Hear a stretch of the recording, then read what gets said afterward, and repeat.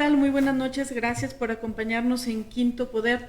Hemos tenido unos problemas técnicos que nos impedía iniciar a tiempo, pero agradezco mucho que esté con nosotros Emilia Pesci, quien también estuvo, al igual que una servidora, Lucía Medina, en el programa pasado. Hola Emilia, buenas noches. Hola, buenas noches. Y por supuesto hoy nos acompaña el candidato a gobernador por el Partido Paz, Flavio Campos Miramontes. Muy buenas noches, Lucía, muy buenas noches, Emilia. Pues aquí estamos para lo que ustedes gusten y ordenen. Muchas gracias. Yo creo que está por incorporarse mi compañero Marcos Saucedo para comenzar con esta entrevista. Pero pues platíquenos, candidato, no sé si quieres empezar, si no, pues nos puede platicar un poco de su trayectoria. Emilia y yo, que más o menos creo que somos contemporáneos, quizá un poco más joven Emilia, pero lo recordamos como secretario de Educación, pero tiene una larga trayectoria en la lucha social, ¿no? Pues sí, yo realmente a la política y a la actividad social o de la lucha social empiezo casi en 1972, estando yo todavía como estudiante de preparatoria. Participo en la sociedad de alumnos de aquel tiempo con el doctor Lauro Cordero como presidente de la sociedad de alumnos de la única preparatoria que había de la universidad.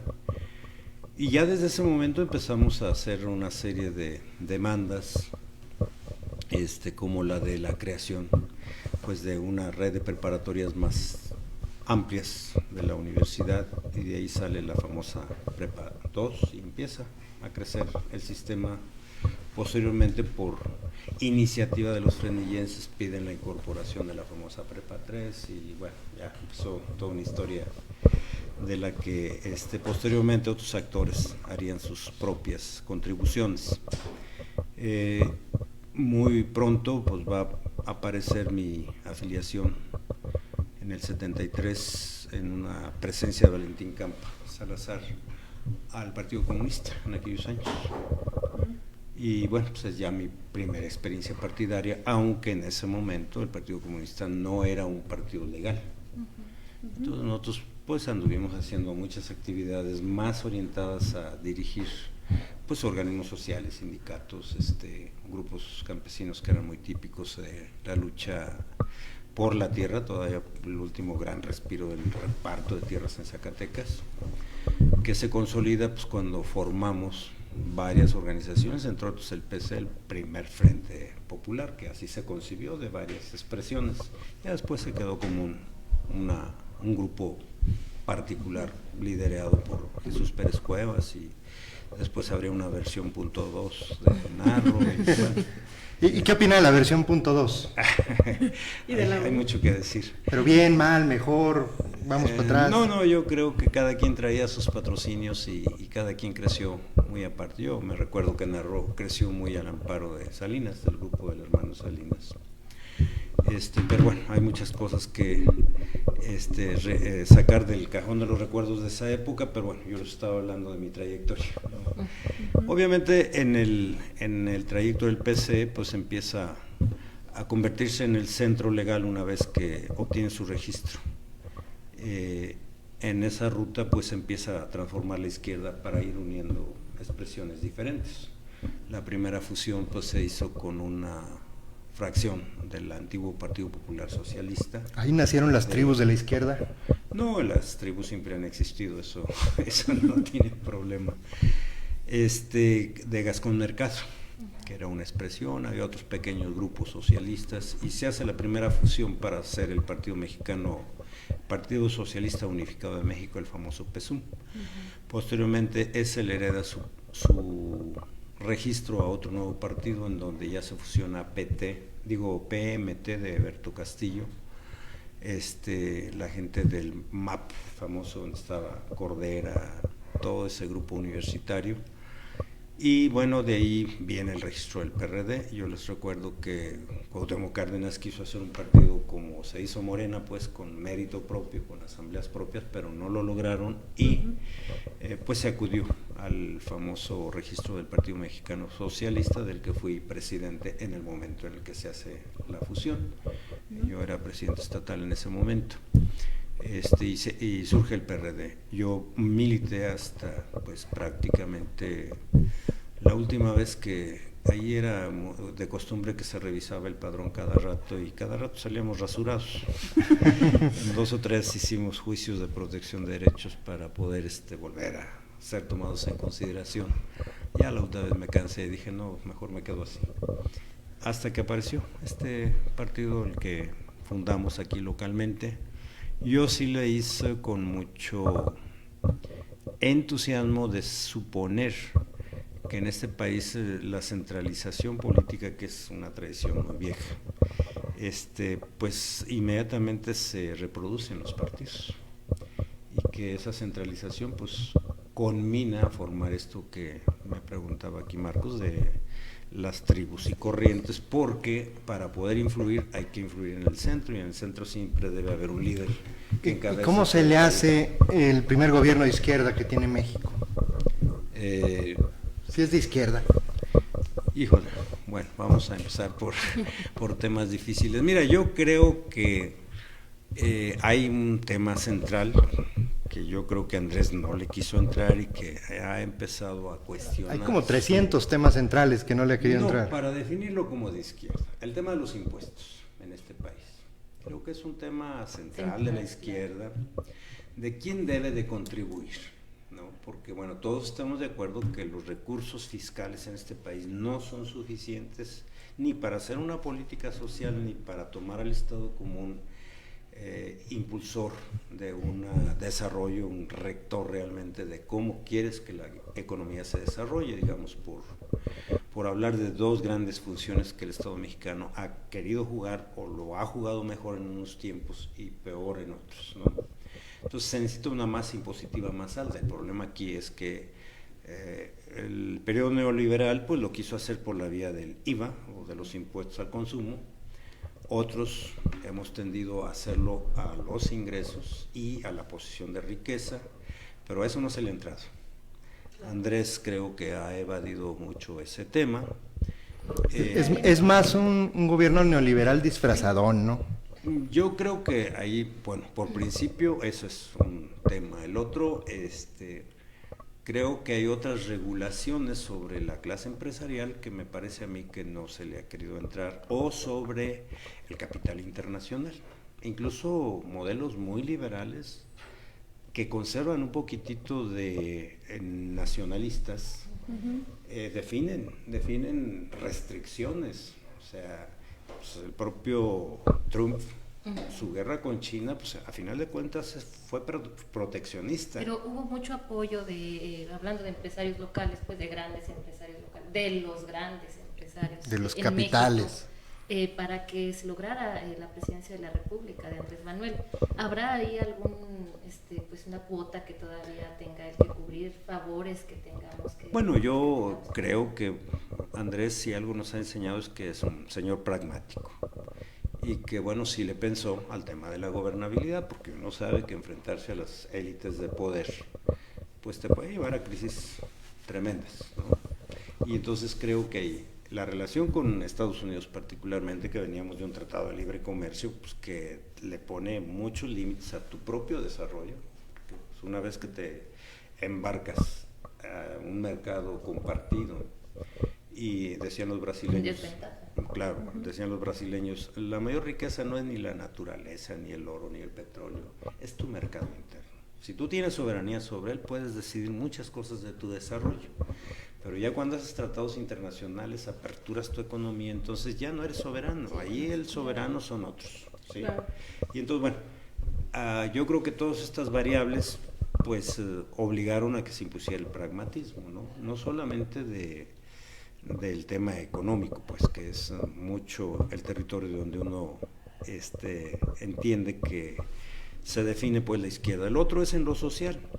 Yo tengo la impresión de que, bueno, muy bien, él ya había planteado el tema del apoyo a los viejitos como una especie de germen de lo que pudiera ser un sistema de pensiones universal para todos los que lleguemos en determinado momento, o los que ya llegamos a una edad suficiente como para ya empezar a dudar si somos capaces de sostenernos de manera independiente, pero yo creo que pues están ahorita tardándose una prefiguración de una verdadera política social que tiene que pasar por el tema de la salud, que tiene que pasar por el tema de la educación. Llegaron y reformaron el tercero constitucional y ahora no solamente hicieron la vieja tradición de escribir en la Constitución en derechos que no se ejercen. Digo, nosotros que hicimos una trayectoria ahí en el sector educativo sabemos pues que la primaria fue el primer segmento que todavía está para 1992, era la única tramo obligatorio. Luego en 92 se amplía la secundaria y luego se amplía preescolar. Ahora todavía con Calderón se amplía al bachillerato, claro, con un plazo al 21, 22 para hacer obligatorio el bachillerato, pero ahora si tú lees la Constitución ya está el inicial, es obligatorio, o sea, se amplió. O sea, las guarderías famosas, claro. ¿No?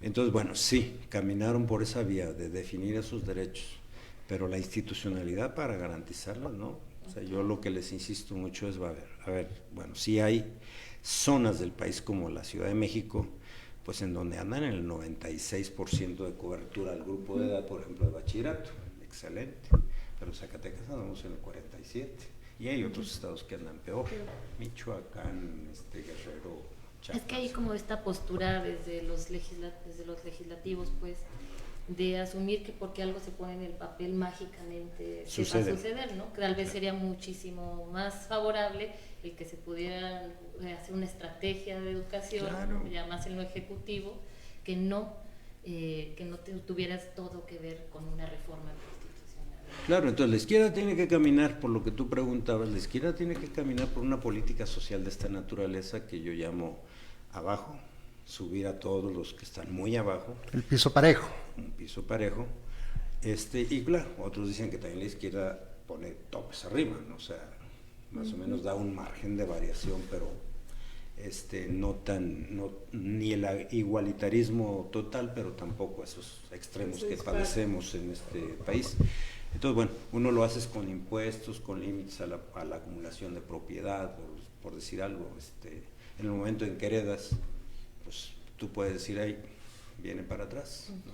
Y en lo local, ¿cómo puede aplicarse eso? ¿Y cómo además se aplica desde Paz? Paz es un partido de izquierda, digamos, ¿cuáles son? Sí, por supuesto. Grandes postulados. Esa era una de las preguntas que yo tenía. ¿Paz es un partido de izquierda? Bueno, visto desde esta perspectiva, por supuesto, ¿sí? Ahora, pues nosotros nos apoyamos en muchas tesis que están circulando en el mundo sobre la seguridad humana, sobre la ampliación de derechos, toda esta nueva generación pues de libertades que son necesarias pues para construir una sociedad moderna, realmente que apertures muchos broches a la igualdad, pues porque pues, entre mujeres, hombres, viejos, jóvenes, en fin, hay muchos, digamos, oportunidades mal distribuidas, ¿no? Claro. Por supuesto.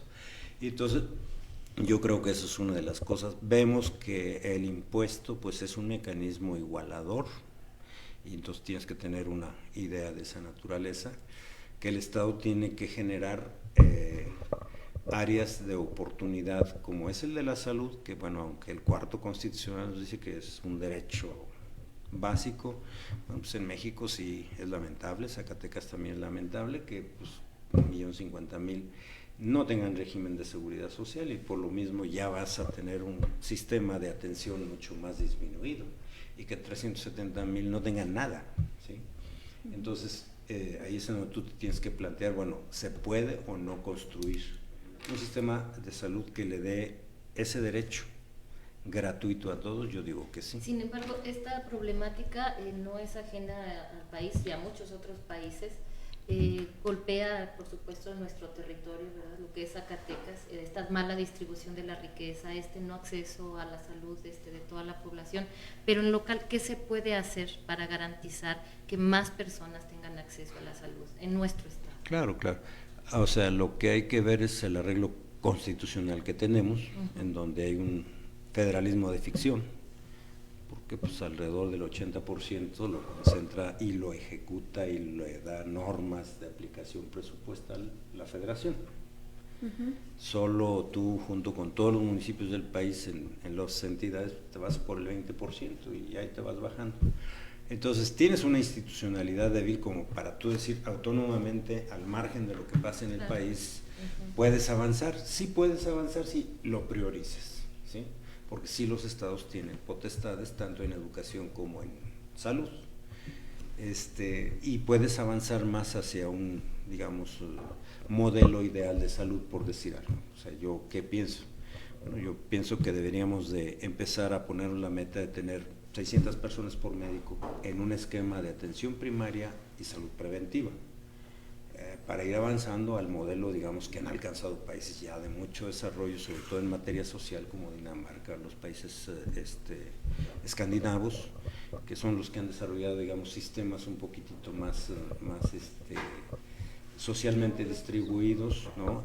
Y ellos hablan pues de 300 personas por médico para un modelo así, más el sistema curativo que va entre una industria de medicamentos que está hecha precisamente para atender a esa población, más una red hospitalaria para niveles de segundo y tercer nivel de atención. Esto se puede construir, infraestructura hay suficiente. Creo que la red de atención secundaria y primaria con una muy buena atención preventiva no tendrías mucha presión. Más bien esta primera es la que está mal atendida en México, ¿sí? Esta atención primaria, ¿ahí qué pasa? Bueno, pues todos somos propensos a enfermedades por herencia. Pues es lo que debe de vigilar cualquier médico preventivo. Oye, tú qué antecedentes tienes en tu familia, cánceres, diabetes, hipertensión, a qué edad, bueno, pues tú estás propenso a esto. En la herencia puedes a tener este y este tipo de padecimientos. Obviamente una red de esa naturaleza pues te debe monitorear eso. El segundo nivel pues es el ambiental, bueno, donde trabajas, o el cultural, cómo comes, cómo te diviertes, como el alcoholismo, los riesgos psicosociales, todo eso es preventivo.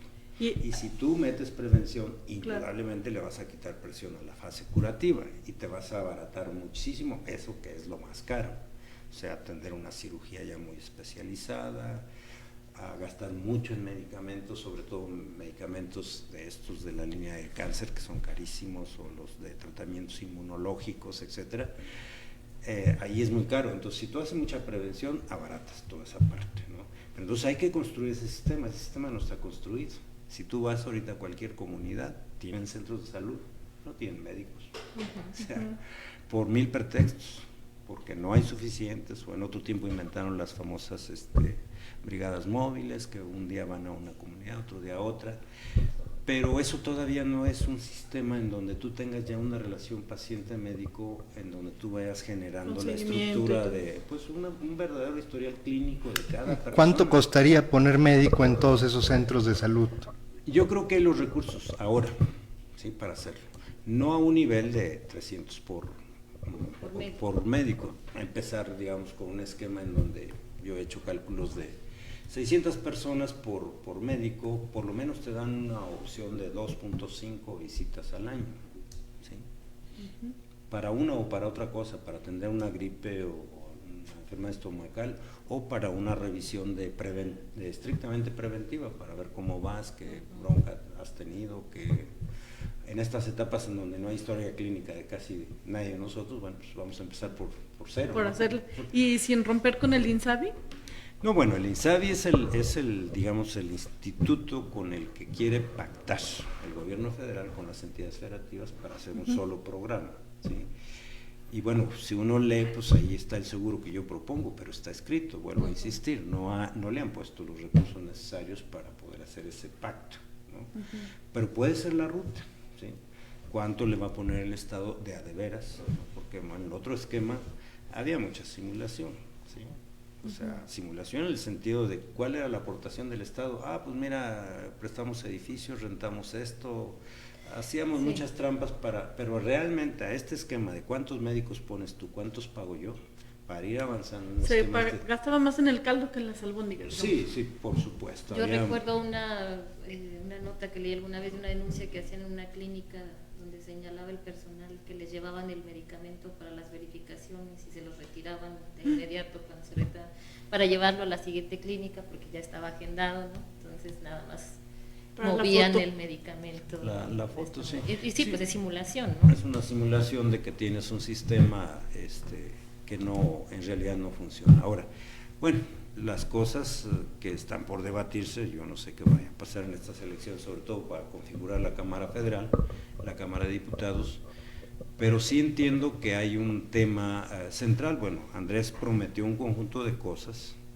que tuvo que mover la cobija. Si no hizo reforma fiscal, no es cierto que todo lo iba a sacar con ahorros anticorrupción o con ahorros por austeridad. Sí, a lo mejor ha ganado mucho recurso, pero sobre todo lo ha ganado porque ha hecho pagar algunas empresas que estaban... y la pandemia se llevó mucho de lo que y pudo haber ganado. Y obviamente vino la pandemia y jaló otros recursos adicionales para... Entonces ahorita estamos en una situación anormal como para saber lo que le vayan a poner en INSABI en tiempos ya normales para qué da y cómo se va a ir, en prospección, creciendo el presupuesto en ese tipo de ramos, ¿no? Lo mismo en el educativo. Yo entiendo que en nombre pues de que hay muchos desvíos, hay muchos malos usos, bueno, hay que provocar escasez en las universidades y en todo este tipo de cosas para que se enseñen a ser más ordenados. Sí, eso es cierto, hay mucho dispendio, hay mucho gasto. Pero cada mes. Pero te digo, pero eso no, o sea, eso en un tiempo es bueno, pero ya después a la largo plazo no. Vas a empezar a mortificar necesariamente la calidad de los servicios, las posibilidades de tener una cobertura buena, de desarrollar una infraestructura a la altura de las necesidades, a alentar también, yo diría, bueno, pues yo generaría a nivel federal un fondo para decir, a ver, universidades, todas las mejores universidades del mundo se están yendo hacia la virtualidad. ¿Cuál es tu proyecto para tener estudiantes virtuales? Y extender tu cobertura, no me lo hagas profe, alumno, aula, como es el modelo tradicional. ¿Por qué? Pues porque es muy carísimo, no vamos a hacer aulas ni universidades, aquí vas a cualquier municipio, tráigame la UAS o tráigame una institución de educación, eso no es viable. Pero tendremos que meter por el internet, creo que bueno, la cobertura. Pero es más fácil conquistar una conectividad real en todo el estado y hacer pequeñas infraestructuras de equipos y lo que tú gustes, y alguna red de asesores tecnológicos que cualquier hijo de vecino llegue y en un 2x3 se habitúa a una plataforma de aprendizaje o hasta de evaluación o de certificación de conocimientos adquiridos. En fin, bueno, así le están haciendo todas las plataformas de las universidades más importantes del mundo. Entonces yo que hubiera hecho, ok, no, ya no te doy para un modelo de crecimiento tradicional, empiezan a formar tus grupos para que hagan la plataforma de 10 carreras virtuales y empiezan a inscribir gente de donde tú quieras, del rincón que tú quieras, haz convenios con los municipios, ahí sí para que me pongas un mega ciber para que entren en todo el día y en toda la noche cuantos muchachos quieran para que vayan y tomen de los repositorios, clases, videos, lo que tengas para ir construyendo tu conocimiento. Yo digo, por ese lado le hubiera dado, pero me parece que no ha habido una visión de pero tendría que ser un proyecto federal. Sí, digo, porque ahora federalmente pues se atiende prácticamente todos esos niveles de educación. No nos hagamos, ya ahorita todos los gobernadores andan en la tesitura de que toda la educación se vaya. Sí, menos problemas. Y sin embargo sigue siendo un problema local, cada 3 meses creo vemos, cuando no es la UAS, es otra institución que tiene problemas Por económicos. supuesto, o sea, Zacatecas endeudado. Sí. O sea, sin capacidad de liberar recursos. Porque bueno, pues aunque echaron la pelota un poquitito para adelante, todavía más quedó muy pesada el servicio de la deuda. Sin muchas posibilidades de mejorar su esquema recaudatorio local, o sea, se intentó por los impuestos ecológicos, pues está en un trabuco ahí que solo han logrado 500 millones de pesos en los años que ya tiene la legislación. Es decir, no hay una forma... ¿No es salvable a nivel estatal? Perdón. El impuesto. No, la situación de las yo creo que universidades y eso. Yo creo que tiene que haber un esquema nacional para redistribuir los recursos y potestades. Yo les digo, por ejemplo, el famoso programa Granadero, era con las mismas reglas para el sureste, que para Sonora, que para Chihuahua, que para Zacatecas. Si tú ves, ¿Y nos habrá ido igual? Mándame. ¿Nos habrá ido igual? ¿Se habrá repartido con equidad? No, yo lo que creo es que en este país se necesita tropicalizar a cada región los programas de todo. Y así debe de ser también a nivel estado. Claro, a las regiones que tú tengas. O sea, regionalizar las políticas públicas. Yo digo, ¿con qué se tiene que quedar la federación? Pues con esos recursos necesarios para ser solidario con las regiones más atrasadas, eso es correcto, o sea, hacer un federalismo solidario que más o menos iguale a todas las regiones del país, porque en este país efectivamente solo algunas zonas se desarrollaron muy bien, las demás se quedaron fuera de esa oportunidad. Entonces, por una parte sí tiene que, digamos, tener ese fondo para compensar desigualdades, ¿no? Un poco el federalismo alemán, eso es lo que hacen ellos, o sea, llega Alemania del Este y le invierten un chorro para ponerla más o menos al parejo de la famosa Alemania federal o Alemania occidental. Y por ejemplo, ya hablamos de salud, hablamos de educación, pero imaginemos que en las elecciones usted sale victorioso, en septiembre toma protesta, llega gobernador y al día siguiente lo reciben 40 ejecutados, 10 secuestrados, 50 robos a mano armada, y no tiene lana para la seguridad. La seguridad puede depender de la federación, puede depender del municipio, puede depender del estado, pero usted va a ser el gobernador. Sí. ¿Cómo responder el gobernador a los ciudadanos? Porque regularmente uno pregunta y dice, bueno, es un tema que hay que ver con la federación, pero el ciudadano espera de un gobernador el resultado de el combate a la inseguridad. ¿Cómo le respondería, no de forma preventiva, sino al día siguiente de que llegue el gobernador, gane quien gane? Pues la inseguridad va a seguir, ellos no van a descansar por un cambio de gobierno, no va a haber menos ejecutados por un cambio de gobierno. Justo hace una hora me tocó ver a mí a 30 metros cómo ejecutaban una persona, pero le toca a todas las personas. Le platiqué a un compañero del programa y me dice, le digo y me dice, es que la persona que iba contigo es la primera vez que ve un ejecutado, ¿verdad? Yo creo que por eso se puso tenso, porque normalizamos la violencia. Un gobernador, ¿cómo puede responder no solo de forma moral, sino cómo haría un gobernador para apoyar a los ciudadanos a que dejen de sufrir esta barbarie que viven muchos estados del país? Claro, mira, claro que si me dices el primer día, pues ¿qué? No puedo hacer nada. Es una gran posibilidad de que pase, ¿no? Por eso, al primer día no. Lo que sí hay que pensar es una visión estratégica de cómo le vamos a hacer. Yo en lo que he debatido mucho es que la solución policíaca en sí misma no te da resultados.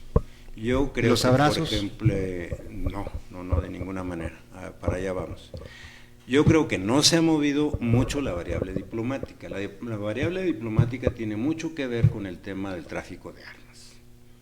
Yo creo que tuvimos una relación así media de no pelearnos mucho con Trump, y ahora está un poco muy agresivo este señor Biden. Entonces, una pata pues de la violencia pues es la circulación de armas. Si no le metes en serio a un trabajo diplomático de estar guerreando porque se pare el flujo de armas de donde viene, pues a final de cuentas viene aquí del vecino del norte, porque es parte de su negocio. Es una industria enorme, mundial, entonces bueno, tienes que hacer política mundial para eso, ¿no?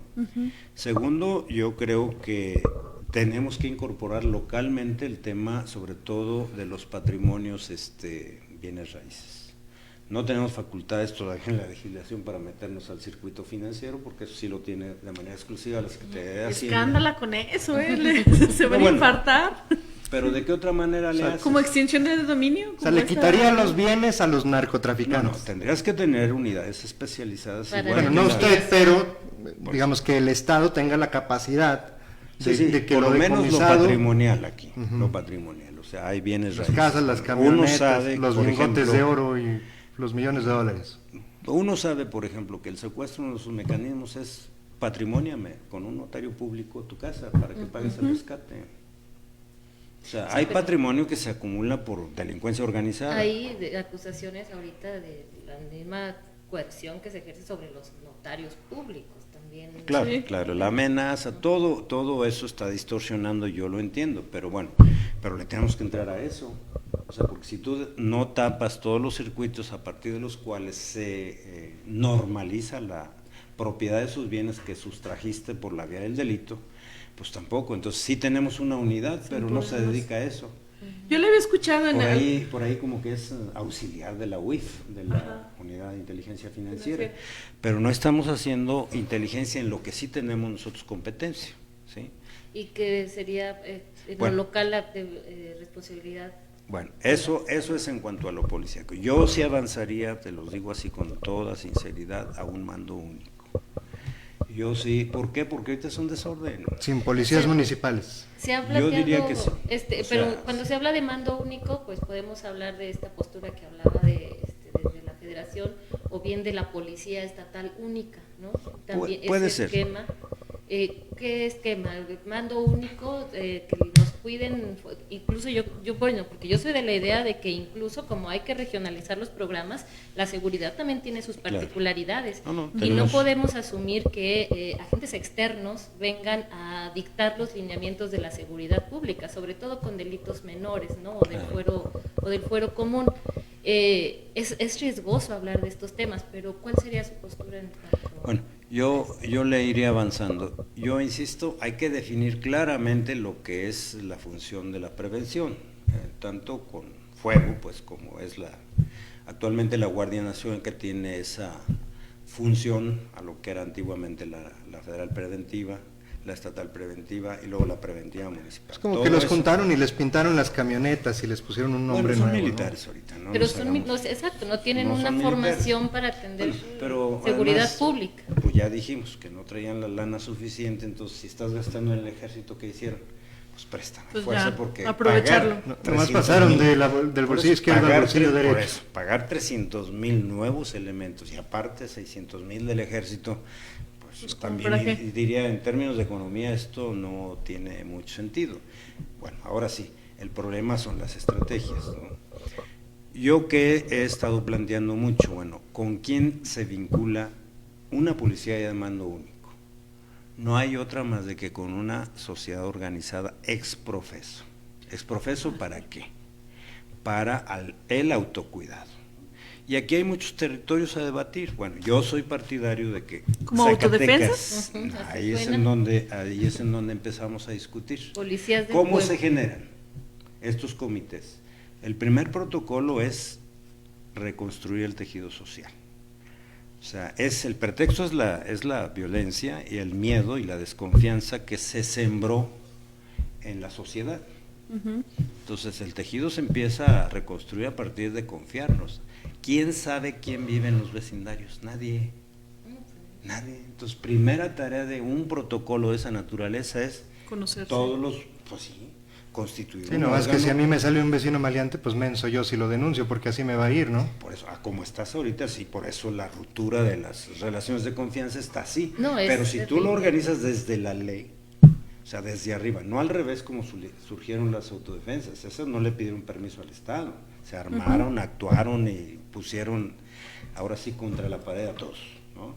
Y después cuando no les gustó el tema, unos se fueron otra vez al narco y en fin, hay muchos... No, y no sería posible, está tan permeado el tema del narcotráfico en nuestra sociedad, que como dice Marcos, no sabemos el vecino, ¿no? Incluso a veces lo he platicado con otras personas, y en mi familia alguien y yo no lo sepa. Volteaste a ver a todos ¿No? aquí ahorita, ¿eh? Por eso, pero por Se algún notó. punto tienes que empezar. No, claro. pero sí, o sea, Tienes no que pudiera empezar. ser como un arma de doble filo, porque pudiera haber como ahí algún... Por eso, pero tienes que empezar. Yo por eso Es poder. soy partidario de pequeñas unidades de autocuidado, o sea, Armadas. no a 20, espérese. Aguas. Es que si no, luego ¿Dónde se me deforma- apunté? luego se deforma la idea. ¿sí? Ok. Lo primero es eso. Lo primero es, a ver, ya hay protocolos para decir, llega un nuevo vecino. Como vecino vigilante estos programas. Que los acusen con su mamá. No, llega un nuevo vecino. ¿Por qué no tener un comité que le dé la recepción y le pregunte lo básico, de dónde vienes? Aquí todos nos tenemos la confianza, ya nos conocemos todos. ¿Quieres ser parte de esta comunidad? Por favor, pues, dale confianza a todos y todos vamos a seguir como... ¿Esos protocolos pueden ser legales o no? Yo digo que sí.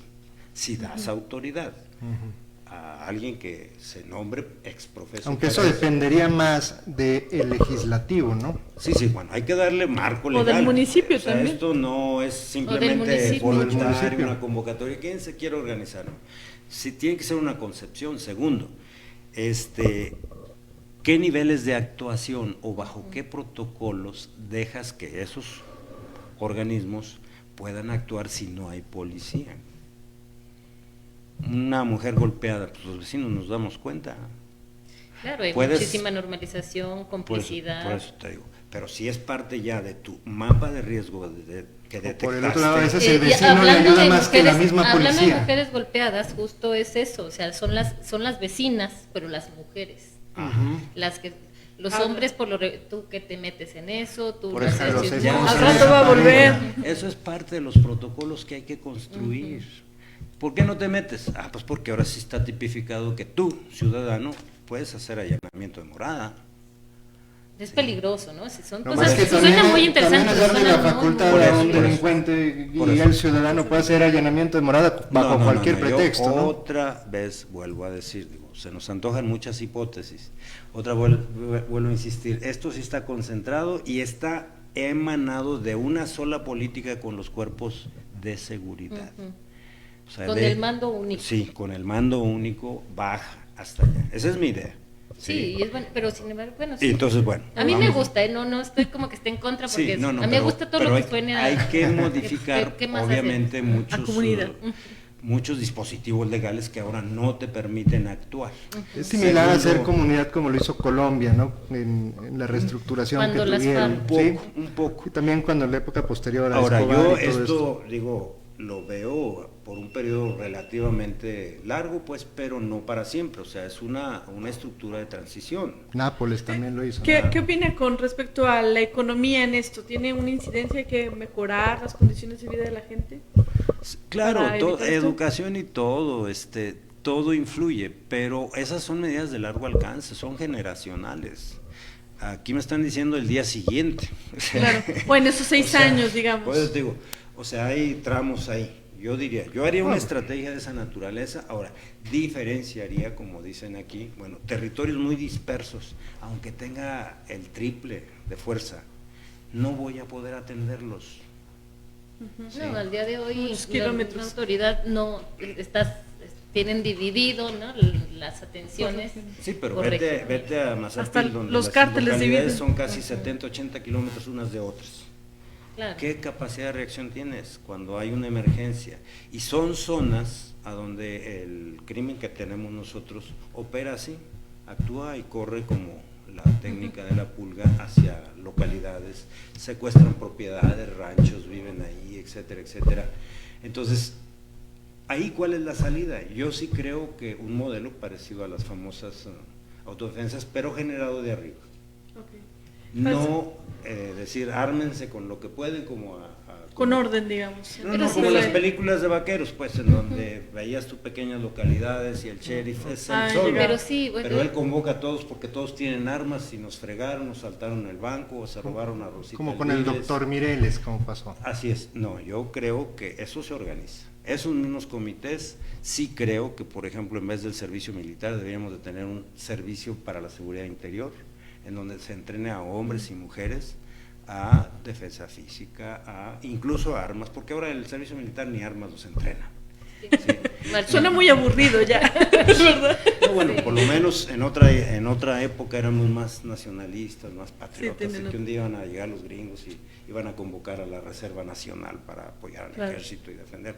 Eso ya está totalmente rebasado. No necesitaron tantas armas para entrar. Por eso digo, pero existe todavía el concepto, ¿no? Todavía hay. Entonces, ¿por qué no reorientarlo? Luchar por reorientarlo y decir, bueno, entreme a esos jóvenes a que efectivamente sepan manejar un arma y no la van a traer.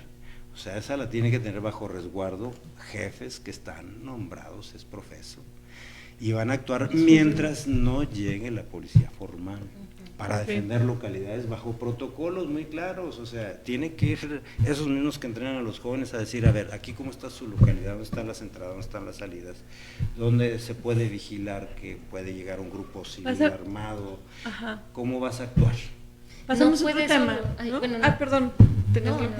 No, yo quisiera, porque nos falta campo, nos falta economía, Claro. medio ambiente. No, yo les empiezo a decir, sí es un terreno escabroso Sí. y hay que entrarle. O sea, Bueno, yo digo, en lo local es que incluso existe el riesgo de que se pueda tomar a mal desde la federación iniciativas de esta naturaleza en lo local, ¿no? Como si se quisiera arrebatar una parte del poder. ¿No? La policía o el ejército no deja de ser el brazo armado del Estado y sigue siendo el Estado quien tiene el monopolio de la violencia. Entonces este monopolio de la violencia, bueno, entre comillamos el monopolio de la violencia en estos tiempos, ¿verdad? También eso ya, sí. Pero este monopolio de la violencia también tiene que tener su jerarquía, ¿no? Hay muchos países en donde esto se prueba. Aquí mismo, a ver, dime, ¿cuál es el concepto de la policía rural? La tenemos, incluso en la legislación. Solo la vemos en el desfile. Desde hace y muchísimo. así sabemos que Ya existe, nomás. ¿sí, no? Pero existió Sí. como una policía especializada para lo rural, para atacar el abigeato. Y están, sí sabes que están controlados directamente por el ejército. Sí, incluso. Y lo Sí. sé porque marchan con ellos. Oiga, don Flavio, a ver, Por eso, pero usted te digo, viene... existen muchas figuras Sí. que las hemos probado y yo no sé dónde nos escandalizamos. Hubo transitoriamente, por ejemplo, contra los guardias blancas que existieron, los primeros repartos, que había reacciones violentas, hubo contra armas para defender precisamente las localidades agraristas. Entonces, hay muchas experiencias críticas que hemos tenido y no queremos reconocer que, bueno, hicimos por el miedo de los 70s un temor tremendo a que la gente armada de repente te armara un desorden, no solamente civil, sino hasta guerrillero y militar, claro, y todo eso. Hay mucho ese trauma. Pero yo digo que tenemos que discutir y confiar en la madurez, pues, de nuestra sociedad, porque yo sí creo que la gente sí quiere tener otras herramientas para protegerse. No, y la gente también quiere confiar en los políticos, porque hoy en día no confían. A mí me llama mucho la atención, usted viene postulado por un partido estatal. Sí. De llegar a la gobernatura, usted podría ser un gobernador que no sea, digamos, presa de los acuerdos en lo nacional, ni de los criterios de aquí no le machuques porque ya tengo un acuerdo con tal político o con tal partido. Es decir, en el tema de combate a la corrupción, ¿cómo manejarlo? ¿Cómo llevar a la cárcel a las personas que han corrompido el Estado, que han saqueado al Estado en algunos casos? ¿Cómo hacer que paguen las personas que hicieron mal uso del servicio público? Mira, yo creo que en materia de control, de lo que... De prevención y combate, digamos. Sí, sí. Yo sí creo también en la participación ciudadana. Lo dije ahí muy rápidamente en el debate. Me parece a mí que siempre hay usuarios finales del gasto público, que son los más interesados en que les llegue lo máximo. ¿Sí? Hablaba usted de Contraloría Social. Sí, de Contraloría Social, pero no solamente se reduciría el control, pues, del proceso de seguir el billete y ver qué es lo que pasó y el impacto que tuvo ese billete en programas sociales, en servicios escolares, en servicios de salud o en obra pública, ¿sí? Yo creo que la participación de a de veras, no la esta simulada donde haces comités de ciudadanos y todo eso, que se hace, ¿no? Los instalas y luego le sacas la foto y jamás. Y fírmeme aquí. Pues, entonces, hay recursos que actualmente se gastan para la supuesta fiscalización o supervisión, en las que yo recortaría y se los entregaría a la sociedad. ¿Para qué? Pues cuando técnicamente tenga que hacer ahora sí que una auditoría, dictamen de obra de estructural o de buena cimentación de carreteras, bueno, a lo mejor yo no lo sé, pero así como le pido 2 pesos por cada 1000 del gasto para que se fiscalice, pues yo se lo puedo dar a la gente para que contrate independientemente, y ellos tienen el poder de la firma de decir, ¿me recibo o no recibo la obra? O claro, doy el aval del servicio o no lo doy. Había, por ejemplo, en el sistema escolar un recurso que se llamó PAREID, y entonces se les pedía a las comunidades que firmaran si el maestro cumplió o no para dárselos, ¿sí? Es decir, claro, es bien pervertible todo, porque muchos profes decían, bueno, si me quitas esa lana ya no vengo otros 3 días, puedo faltar. Hay muchas perversiones ahí, pero de que sí creo yo que en la medida en que le empecemos a dar dientes y poder a la gente, muchas de estas cosas se pueden abatir. Yo no creo en los cero corrupción, porque siempre vas a tener casos. El otro gran lado, pues, es el tema de los cuerpos que persiguen delitos. está muy mal nuestro ámbito de investigación del delito. Todos los procedimientos de integración de expedientes siempre van defectuosos, entonces el judicial se lava las manos con una extraordinaria facilidad. Venía mal la investigación, ¿yo qué quieres que haga contra este pobre? Un tema. Sí, la fiscalía yo creo que sería prioritaria. ¿Sí? Antes de que yo diría que, bueno, ahora Andrés trae un pleito ahí con todos los jueces del país, pero yo creo que en la parte de integrar las averiguaciones, que se llamaban así ahora las carpetas de investigación para cualquier delito, creo que ahí está la mayor parte de los defectos, donde empieza toda la cadena de la impunidad. ¿Sí? Porque a final de cuentas una mala investigación inicial ya no te va a dar un castigo, definitivamente. Entonces sí le daría prioridad mucho a fortalecer esas áreas, ¿sí?, de la integración de investigación. Se ha avanzado, no se hacen las cosas como se hacían. Oiga, ¿y qué va a pasar con Paz si no ganan la gobernatura? Va a existir. ¿Van a continuar trabajando? Por supuesto, tú no crees que siquiera nos den un pedacito del pastel del electorado. Yo sí creo. ¿Sí? No, yo digo que no, yo digo que puede que sí, puede que no. No, o sea, lo que muchos creían aquí, bueno, pues es parte de la cultura ranchera que tenemos. Son satélites al ratito se van a ir a entregar a X, Y, Z. Si nosotros viéramos que en este país de veras ya estuvieran los partidos con estructura federal, los nacionales eran innecesarios estos partidos, pero la verdad es que los partidos nacionales son altamente centralistas. El mejor de todos, Morena, ya vimos lo que pasó, ¿sí? Allá tomaron su decisión, allá repartieron el país y se lo escrituraron aquí al diablo el petróleo, o sea, el estado de Zacatecas.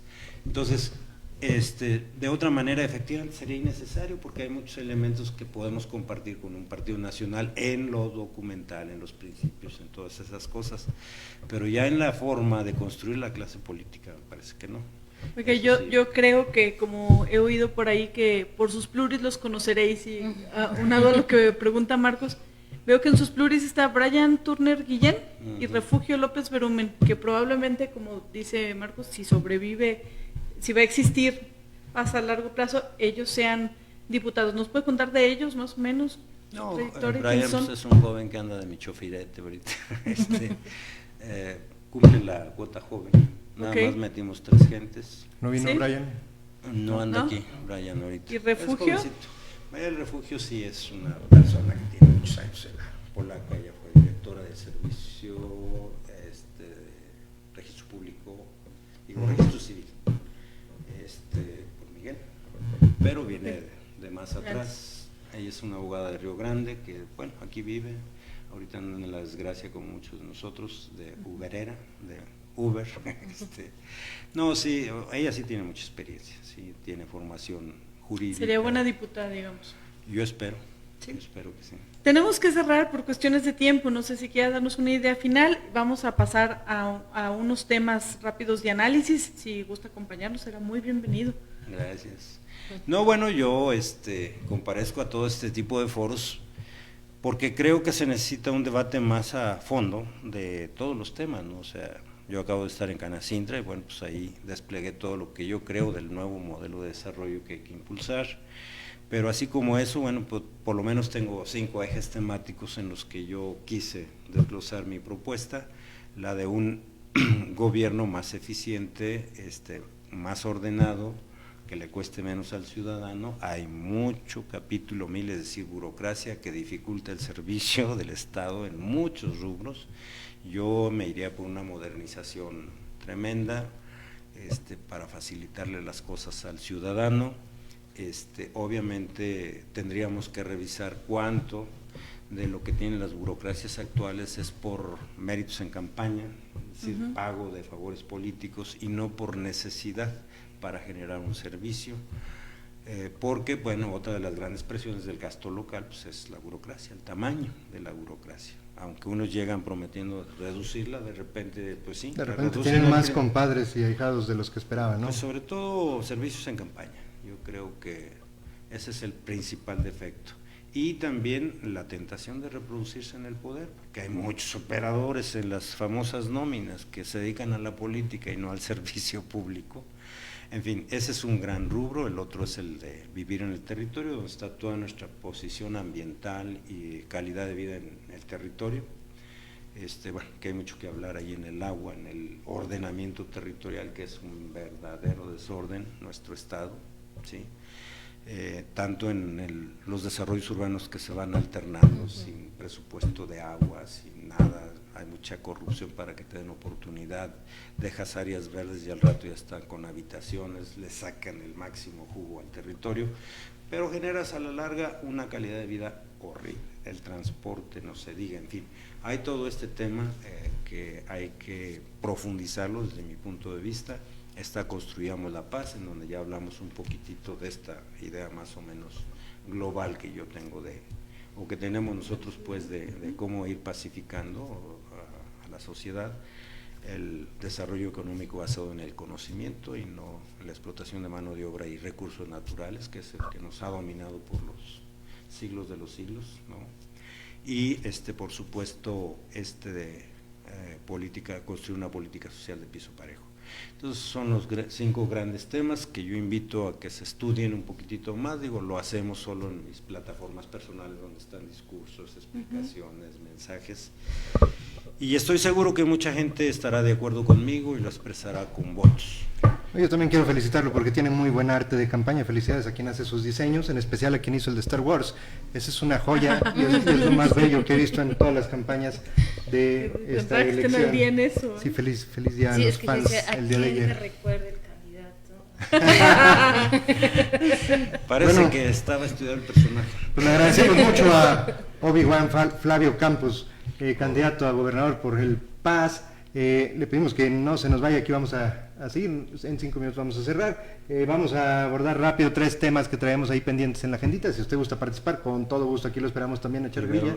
Primero los observo y luego ya vemos. Bueno, sí, no, primero tanteamos el agua y luego ya vemos, está muy caliente. Lo primero es platicar cómo van las campañas en algunos municipios importantes a los que no se les pone tanta atención a veces desde el centralismo de la capital, como Sombrerete. Como ven, ahí tiene usted un buen candidato. Contendiendo, ¿no? Santiago Domínguez. Santiago Domínguez, sí, de San José, Los Ranchos. Ayer estuvo César, él aquí nos acompañó. Yo creo que es un buen candidato. La vez pasada nosotros ganamos la ciudad con buen margen, pero nos quedamos cortos en el medio rural. Él es un líder campesino, entonces estamos intentando para crecer más. Pues estamos intentando unir las dos estructuras para estar en mejores condiciones. Seguimos teniendo la fortuna que los contendientes nuestros ahí pues no tienen la fortaleza, hay 2 hermanos peleándose. Sí, qué extraño. Chilo y Alan Murillo. Alan Murillo. Alan Murillo por el PRI, presidente municipal con licencia. Exacto. Chilo Murillo, su hermano, también acusado de múltiples cosas. Esta niña. Estilo Salgado Macedonio. Ajá. Y Karina Pérez por Morena. Por Morena, sí. Entonces vemos que él lleva buena ventaja. Yo creo que es un hombre experimentado, ya fue diputado local, y tiene mucha experiencia dirigiendo grupos sociales del campo, gestión agropecuaria. Y bueno, pues Sombrerete es uno de los municipios que tienen un componente agropecuario muy fuerte, ¿no? Tanto ganadero como pues compartir una parte de la zona frijolera. Sí. Y en Jerez, ahí cómo ven la cosa. Yo creo que Jerez se lo va a llevar Morena. Sí, yo también creo que ¿sí? No se pusieron de acuerdo los de la alianza y aparte el PAN no ha podido levantar con el exalcalde Pepe Pasteles. Yo creo que se lo va a llevar Morena por muy buen margen. Sí. Sombrete, yo creo que se lo va a llevar el PRI. Yo siento que Alan Murillo va a repetir, pero está muy terciado. Sí, es el mismo. A Paz le puede ir muy bien en Sombrerete. No sé si para ganar, pero creo que es de los municipios donde más votos puede obtener y ya tiene trabajo previo, ¿no? Hace 3 años le fue muy bien también a Sergio García. Jerez yo creo que se lo lleva Morena hasta ahorita. Sí, no pues le hace ahí que haya como hay pactos oscuros entre Pepe Pasteles y... Pero yo sí veo a la gente muy descontenta con el PAN en Jerez, ¿no? Sí, ahí se lee un ambiente en el que hubo muchas cosas que Pepe Pasteles dejó ahí, ¿no? Que ni la feria pudo... como cosas que pegaron duro en la sociedad de Jerez, que yo sí creo que... No, pues el conflicto que tuvo con el famoso Charro Sí. Pues es por control, o sea, él quiso controlarlo, el otro se rebeló y al último se tuvo que ir con los oponentes. Escindido. Sí me decía hoy un jerezano que la mitad de Jerez es pastelero, pero que también la otra mitad es diabética y no puede ver dos pasteles. Decía. Entonces, bueno, pues ahí va a estar reñido. Pinos, que siempre ha sido pues un bastión priista, ¿creen que esta sea la oportunidad de cambiar ese escenario? Yo sí creo que con Claudia, que sí, no va a haber un voto diferenciado. El voto diferenciado se presenta más en la capital cuando hay, y al ser un bastión priista, yo sí creo que... Yo creo que Omar Telles la va a ganar. Que aparte me da mucho gusto por la edad, 28 años, es muy joven. También una renovación de los cuadros del PRI, es el líder juvenil de los priistas, y sí va a ser una contienda muy reñida, pero creo que la va a sacar así cerradona, pero se la va a ganar a... Ese va a ser un factor importante, por ejemplo, para la Diputación Federal entre Julio Holguín y Samuel, ¿verdad? Porque sí, ahí juega en ese distrito y como es el único en el que va dividido Juntos Haremos Historia, ahí podría ser un factor para definir si queda uno u otro, ¿no? Sí, pues no deja de ser, no se deja de dividir el voto, ¿no? Sí, también. Villanueva. ¿Quién gana Villanueva? Porque nomás no estás preguntando, pero nos avientas la bolita. ¿Quién gana Villanueva? No, te estoy pasando el dato. Pues yo creo que ahí sí vamos a ver también una dinastía, ¿no? Tiene mucha representación regional, Miguel Torres, y ahora con su hijo. ¿Usted veremos así a su hijo alguna vez también? Pues aquí ya no está tan joven como Said, pero todavía le gusta la grilla. Heredero del Paz. Pues primero déjame gano yo como Miguel Torres unas 3 veces. Sí, ya se lo heredo, pero pues, ni he empezado. Ahorita no tiene nada que heredar él. Rogelio González de Morena, un expriista que se fue a Morena, tiene ya mucho arraigo. Está compitiendo, la tiene complicada, pero pues, todo indica que puede ganar. Que puede ganar Said, ¿no? Yo creo que Said se la...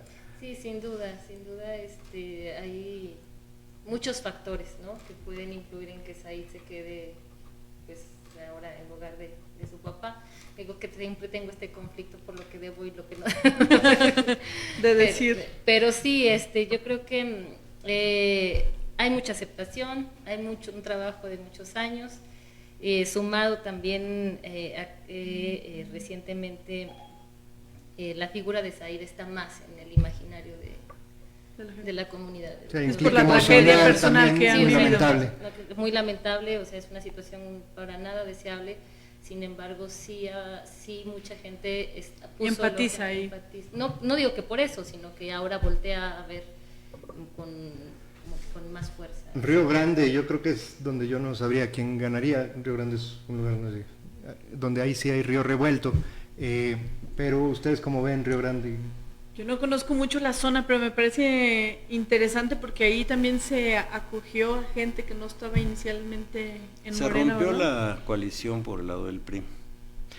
Y entonces, pues yo creo que el candidato más fuerte que yo veo ahí es a este muchacho Mario Córdoba. Mario Córdoba del PRD. Bueno, por el PRD, priista. Él es un priista que lo acogió. Pero de todas formas, Río Grande sí ha tenido muy joven también Mario Córdoba. Presidentes municipales perredistas, ¿no? Sí. En algunas administraciones. Sí, muy atrás sí, y luego la coalición PAN-PRD que la tuvo este hombre que está saliendo ahorita el Campe, y que bueno, parte yo creo que fue el que irrumpió ahí en la ruptura de la coalición, que tenían algo de ventaja entre ellos, pero no se pudieron arreglar, y al último pues él se va a Morena y deja ahí el desorden. Nomás ahí lo que hizo. Y pasamos a otro tema que teníamos platicado ahora, que nos dice que estuvo con la Canacintra. ¿Será que los empresarios tienen candidato o candidata? ¿Sienten? Están entrándole en las campañas o guardan sus reservas. También es una época difícil para los empresarios, vienen gastaditos y vienen con pérdida también por lo de la pandemia. Yo no veo al sector empresarial muy cargado hacia un candidato. Regularmente apuestan a más de uno, yo creo, ¿no? Sí, como siempre. No, como siempre, pero además, pues sí, como dices, el escenario de pandemia dejó a los empresarios golpeados, no tanto como, yo siempre digo, no tanto como a la clase trabajadora, pero los empresarios... No y ni tanto como le dicen a sus trabajadores para bajarle el sueldo también. Pero sí los dejó el sector muy, muy golpeado, y pues única palabra que se me ocurre es miedo. Sí. O sea, sí hay que seguir con pies de plomo ahorita porque no sabes cómo se va a mover la cosa. Como ya hemos visto, la campaña por sí es muy corta y han pasado tantas cosas que van moviendo ahí el comportamiento de las encuestas, de las que son ciertas y de las que no son ciertas. Y las encuestas han cambiado mucho el comportamiento de las apariciones públicas de muchos empresarios y las declaraciones en un inicio incluso antes de campañas, no se veía muchos empresarios acompañar el proyecto de Morena, de David. Y ahora como se cerró y también con este tema ya no los ves hacer campaña, ya no los ves tan activos, yo creo que se están replegando, algunos van a guardar sus canicas y van a esperar la transición, algunos otros iban a apostar por David, otros por Claudia, otros por don Flavio, por los candidatos, pero yo creo que van a ser cautelosos, ¿no? En la decisión no está, como dice la frase del horno, no está como para bollos. Y ahora que dice encuestas también ahí, pues por eso vemos esta guerra como lo que pasó ahora con Parametría, ¿verdad? Que si falsa, que si no, Parametría sí la hace suya, pero sin embargo confiesa pues que no la registró, ¿no? Pues Parametría dice sí es mi encuesta. No sé dónde está ni cómo la hice, pero David sí. la filtró, bueno, el candidato la filtró, sí, tal cual pero no estoy diciendo que la haya patrocinado, solo que la filtró, pero yo no la registré, pero sí es mía. Pero no sé cómo se hizo, pero no sé cuándo fue. Sí. Pero lo que sí está muy claro es que la mayor parte de las encuestas están hechas para publicitarlas, para generar un estado de derrota o de ánimo de los que andan ahí. Sí. Porque la encuesta para el electorado en general no representa mucho. Claro. Sí influye mucho en los equipos. Sí, en la estrategia. En el ánimo, en decir vamos bien, ustedes no se rajen, échenle ganas, o desalientan a los contrarios también, porque sí hay Parametría psicológico. Que también tiene un convenio nacional con Morena, ¿no? Entonces también así como que contradecir un interés tan grande, no puedes dejarlos en mal. No escupes para arriba. Exactamente, entonces también dicen, bueno, pues ya metieron la pata, pero tampoco te podemos contradecir, compadre, solamente no la registramos, que una encuesta con una diferencia de ese tamaño, pues se debió de haber registrado para poder publicarla. Casi es un Guinness, ¿no? Sí, no, hombre. Sí, no, bueno. Sí. Digo. Poco faltó para decir que David ganaba con el 114% de los votos. Votan hasta en Aguascalientes ahí. Pero yo creo que en las encuestas ya realmente están muy cerradas. Ha habido mucha variación, el electorado zacatecano también se ha modificado en los últimos meses. Porque hay temas muy sensibles que al menos, aunque todavía no logremos pasar la barrera de la doble moral, pero ya en lo colectivo sí pegan esos temas, sabemos de lo que estamos hablando. Y aquí le preguntan a don Flavio, ¿qué opina el ingeniero Flavio Campos sobre que un adversario violentara con tocamiento a una candidata de su mismo partido de su adversario? Pues para los que crean no tiene perdón de Dios, para los que no crean, qué poca, ¿no? O sea, yo creo que para un hombre público eso no es perdonable. ¿Qué es más grave, haberlo hecho o no haberse disculpado? Yo digo que lo mínimo, digamos, su crisis la debió haber administrado de una manera tan sencilla como haber pedido la disculpa y no fue intencional y se para, pero hombre, obligar a la mujer a que salga a disculparlo a él. Yo me iría más allá. Eso es todavía... O sea, yo me iría más allá, pues, aunque se hubiera disculpado, pues sabemos que estamos hablando de un delito. Claro. Han sido luchas históricas, ¿no? Mujeres que han dado su vida, incluso su vida, digo, tuvieron que morir para que después estuviéramos hablando de acoso y de abuso sexual, etcétera, hostigamiento, ¿no? Como para que también quisiéramos limitarlo a una disculpa, ¿no? Claro. Es un delito. No, yo lo digo simple y llanamente como se operó. Digo, la acción es imperdonable desde cualquier... Son 2 errores, digamos, ¿no? No, son como 37,000 errores los que cometió juntos. No, pues es que puedes verlo con distintas perspectivas, ¿no? Desde la perspectiva política, la estrategia política. Tal vez lo más grave es que no pasará nada al respecto, ¿no? Es decir, no habrá ninguna sanción, no habrá ningún procedimiento. Pues está en curso uno, ¿verdad? Habrá que ver qué resuelve. Hay varios recursos el ya en proceso. Sí. ¿Usted sí confía en el árbitro? Híjole. Imparcial. Y yo creo que no se han portado bien, por lo menos en esta elección no. A nosotros nos hicieron bastantes travesuras y claro, como partido chico, pues no tenemos un aparato jurídico que esté sobre ellos para defendernos. Que es complicado defenderse. Y luego pues nos pusieron reglas procesales sobre lo ya establecido en la ley, ¿no? Que pues hicieron muy complejo el asunto. nosotros nos tumban 5 planillas de mujer y entonces obviamente nos crean un conflicto porque una vez que no te las admiten, pues tienes que hacer ajustes en donde ya tenías decidido tus candidatos y todo eso te complica, pues porque mucha gente hasta nos dice, oiga, yo ya había invertido en publicidad, ¿ya cómo le hago? Sí. Digo, ya no puedo gastar doble, así es de que ahí juéguensela ustedes así como sea. Es decir, sí hubo muchas secuelas en donde nosotros sentimos que se sobrereguló, pero sobre todo, como va a haber renovación de presidente, yo creo que hay una lucha interior por a ver quién queda mejor con los patrones, porque pues van a influir mucho en quién va a ser el presidente próximo del IES, ¿no? Entonces yo creo que ahí hay pues ahí su hijo tiene palancas y le puede ayudar, ¿no? No, yo creo que es algunos le apostaron a que como David supuestamente iba muy arriba, él iba a decidir, entonces hay una lucha por ver quién queda más bien con él. A nosotros nos tumban Fresnillo, imagínate. El más poblado.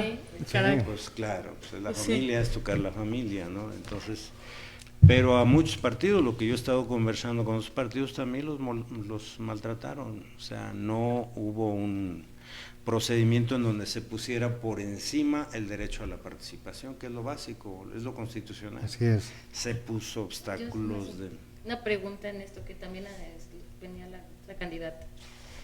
A mí me brinca mucho el tema del sistema de partidos, ¿no? De si está caduco, de si no está caduco, de qué está pasando con los partidos políticos e incluso con el mismo sistema democrático, cuando reiteradamente, desde el desayuno que hablo con alguien hasta en los espacios de trabajo decimos, las instituciones no están haciendo su trabajo, al menos no las encargadas de vigilar los procesos democráticos. ¿Vale la pena seguir participando con estos escenarios? Pues la política esa va a ser un mal necesario que vas a tener que enfrentar yo o otros, pero ese vacío se va a llenar. ¿Cómo? ¿Cuáles son las reglas? Pues sí, eso sí pueden cambiar mucho los escenarios, pero yo por ejemplo creo que bueno, pues si ya se metieron todas estas acciones afirmativas o principios afirmativos en la legislación, pues yo diría, simplifiquemos las cosas. 3 años antes convoca y asigna. Yo digo, ¿por qué no asigna la autoridad? Aquí lo van a gobernar mujeres y que lo hagan con criterios poblacionales. ¿Por qué, por ejemplo, Fresnillo nunca ha habido una mujer? Pues porque nadie postula mujeres. Ahora esa fuerza. Sí. Entonces, bueno, o sea, ¿por qué no decir, a ver, vamos a sortear los 5 primeros o los 6 primeros en población? Y aquí van a ir micha y sorteado también. Y todos los partidos tienen que postular. Y te preparas 3 años antes y le dices a todos tus cuadros, prepárate, claro, etcétera. Improvisar es puro desgaste ciudadano, o sea, improvisar 1 mes, 2 meses antes ahí los pleitos y los conflictos, yo diría... Hoy le ordenan al PRI reestructurar su lista de candidatos a diputados de RP por el tema de la representación LGBT, donde por ahí, piden que Benjamín Medrano pase a ocupar los primeros 25%, ¿no? De la lista. La comunidad LGBT, nomás diré que es muy grande, de verdad me pregunto. Bueno, pero ahí tú sabes que es tan diversa que pues también es un problema. ¿Quién certifica a quién? Claro. ¿Y cómo evitas simulaciones para privilegio o para los que no quieren hacer públicos sus preferencias? En fin, hay muchas complejidades que todavía esos temas no están. Lo mismo discapacidad. A ver, dime, ¿hasta dónde llega una discapacidad? Claro, o qué discapacidad. Escogieron las físicas, por ejemplo, ahora, pues porque está Claudia, porque está la otra compañera contendiendo, pero ahí en educación especial uno aprende que hay una gran variedad, un universo impresionante de diversas, ahora sí que desventajas del ser humano. Y entonces, como que esos criterios son muy etéreos. El otro gran problema, pues las propias etnias, ¿no? Sí, las ya etnias, bueno, hay debates de que hasta 4ª generación, si tú decides... Y la autoinscripción, etc. Casi todos los liderados que yo conozco de los pueblos originales ya son más güeros que yo. Entonces dicen, es que hasta la 4ª generación tenemos derecho de identificarnos con nuestra cultura raíz. Entonces, ellos son. En fin, hay muchos problemas que cuando tú improvisas una regla, pues te meten en un berenjenal, o sea, porque no hay claridad objetiva, pues, para uno decir, sí, no. Pensemos que estamos construyendo. Así es, y seguiremos construyendo. Yo de verdad les agradezco mucho a ustedes por su paciencia. Empezamos un poco mucho tarde y muchas gracias que nos tuvo paciencia y pues a toda la gente que nos acompañó. Ojalá que nos vean a la próxima semana.